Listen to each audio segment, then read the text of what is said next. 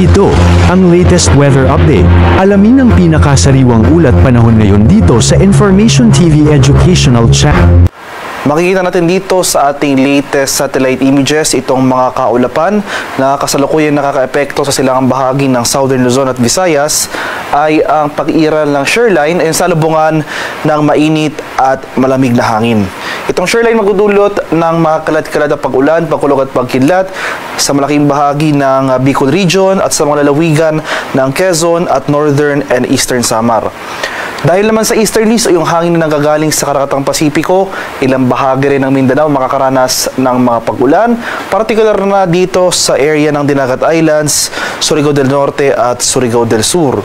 Kaya sa mga nabanggit na lugar dito sa eastern sections ng Southern Luzon, Visayas at Mindanao, maghanda tayo at maging alerto sa mga banta ng pagbaha at pagguho ng lupa, lalong-lalo na kung tuloy-tuloy ang pag-ulan na ating mararanasan. For Metro Manila at sa nalalabing bahagi ng ating bansa, magpapatuloy itong maaliwalas na panahon for the next 24 hours. May chance pa rin ng mga light rains o pag-ambon na dala ng amihan dito sa Metro Manila and the rest of Northern and Central Luzon. Chance naman ng thunderstorms mararanasan sa rest of Visayas and rest of Mindanao. Sa kasalukuyan, wala pa naman tayo minomonitor na low pressure area o namang sama ng panahon na maaaring maging bagyo na posibleng makaapekto sa ating bansa sa mga susunod na araw.